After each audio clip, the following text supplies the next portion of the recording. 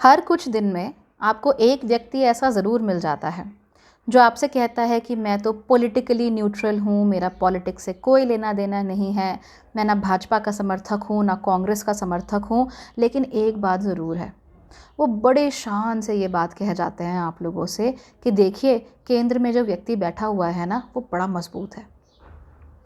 आज मैंने उस व्यक्ति से पूछा कि उस केंद्र में बैठे हुए मजबूत व्यक्ति ने आपके लिए क्या किया। जवाब ज़ीरो, कुछ नहीं किया। क्योंकि अगर कुछ किया होता तो उनके पास बताने के लिए कोई चीज़ होती। हमारे देश के लाखों युवा सरकारी नौकरियों की तैयारियां कर रहे हैं।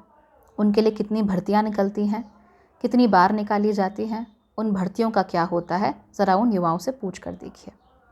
जिन छोटे और मंझोले बिजनेसमैन ने डीमोनेटाइजेशन, जीएसटी और उसके बाद कोरोना के कारण अपने बिजनेस गंवाए हैं, लाखों का नुकसान झेला है, उनसे पूछिए कि मजबूत नेतृत्व क्या होता है। जिन गृहिणियों को अब अपना घर चलाने में समस्या आ रही है, ज़रा उनसे पूछिए कि मजबूत नेतृत्व क्या होता है। वो आपको एक सुर में जवाब देंगी कि जो व्यक्ति इस समय सत्ता पर बैठा है और सोशल मीडिया और मीडिया के नाम पर अपने आप को मजबूत दिखाने की कोशिश कर रहा है, वो असल में बेहद कमज़ोर नेता है। आपकी मेमोरी में एक मजबूत नेता था जिसको आपने बहुत गालियां दी, बहुत उल्टी सीधी बातें कही और जिसको आप आज याद कर रहे हैं क्योंकि हमारी इकोनॉमी बहुत बुरे हालातों में है। उनका नाम है डॉक्टर मनमोहन सिंह। 1990 के दशक में जब भारतीय इकोनॉमी एक दोराहे पर खड़ी थी, उस समय पर भी मनमोहन सिंह जी ने तारणहार बनकर हमारी इकोनॉमी को एलपीजी, लिबरलाइजेशन, प्राइवेटाइजेशन और ग्लोबलाइजेशन से इंट्रोड्यूस करवाया था। अगर वो ना होते तो शायद इंडिया की इकोनॉमी उस समय पर ध्वस्त हो गई होती।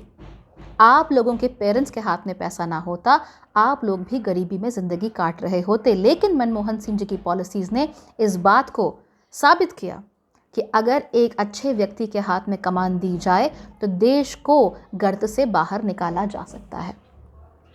और शायद 1990 का दशक भी आपको याद ना रहा हो, तो चलिए बात कर लेते हैं कि जब मनमोहन सिंह जी यूपीए में प्रधानमंत्री 2 बार बन के आए तब क्या हुआ।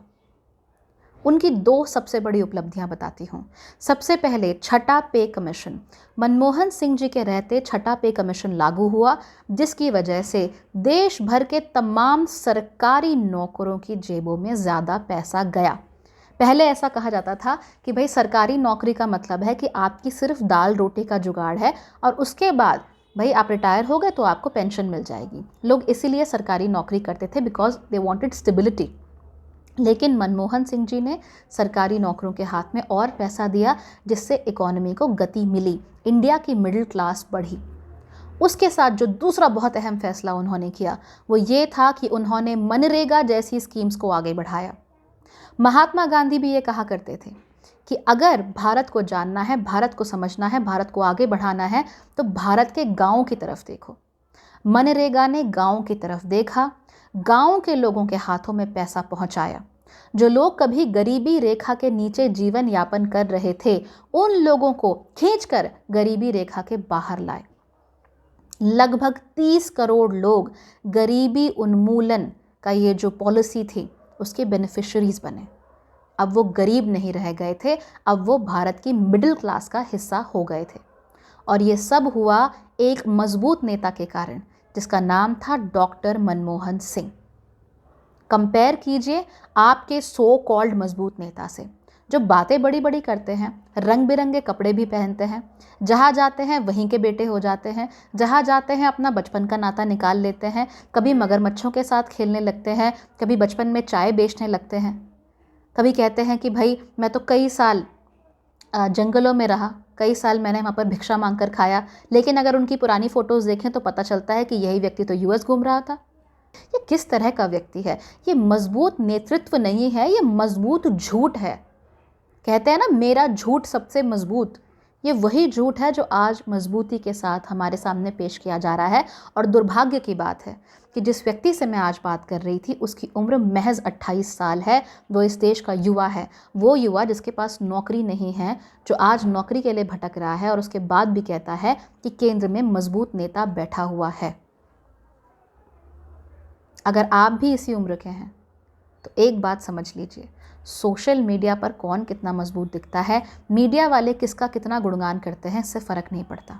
मजबूत नेता वो होता है जो जनता के लिए कुछ कर सके, जनता के जीवन में एक नई क्रांति ला सके, जनता को रोशनी दिखा सके, जनता का जो लाइफस्टाइल है उसे बेहतर कर सके, जनता की जेबों में पैसे डाल सके, जनता को ये बता सके कि आप आगे बढ़ सकते हैं, बच्चों को और बेहतर स्कूल में पढ़ा सकते हैं, चाहे तो बाहर जाकर पढ़ सकते हैं, चाहे तो अपने देश के लिए क्या कुछ नहीं कर सकते। और एक कमज़ोर नेता वो होता है जो अपना गुणगान करता है। एक कमज़ोर नेता वो होता है जो सिर्फ रेडियो पर मन की बात करता है। एक कमज़ोर नेता वो होता है जो प्रेस कॉन्फ्रेंस नहीं कर सकता। एक कमज़ोर नेता वो होता है जो आज भी किसी सड़क या चौराहे पर जाकर अपने लोगों से बात नहीं कर सकता। एक कमज़ोर नेता वो होता है जो कोरोना काल के समय में दुबक कर अपने घर में बैठ जाता है और लोगों को मरने के लिए सड़कों पर छोड़ देता है। एक कमज़ोर नेता वो होता है जो रातों रात आपका मजाक उड़ाते हुए इस तरीके से ताली बजाते हुए कह देता है कि 500 और 1000 के नोट बंद, 8 बजे आकर कहता है कि 12 बजे से नोट बंद, घर में शादी है लेकिन पैसे नहीं हैं, आपका मजाक उड़ाता है और आप इस तरीके से उसके लिए तालियां बजाते हैं। मजबूत नेता और कमज़ोर नेता का फ़र्क क्या है, इसे समझना इतना मुश्किल नहीं है। आपको अपनी आँखों के आगे से मीडिया और सोशल मीडिया का चश्मा हटाकर देखना पड़ेगा। एक कमज़ोर प्रधानमंत्री कैसा होता है ये आप सब देख रहे हैं, लेकिन अगर एक मजबूत प्रधानमंत्री को देखना चाहते हैं तो फिर 2014 से पहले के भारत को देखिए और मनमोहन सिंह जी की तरफ देखिए।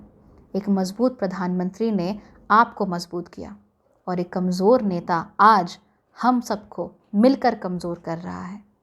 आप कमज़ोर होना चाहते हैं या मजबूत होना चाहते हैं?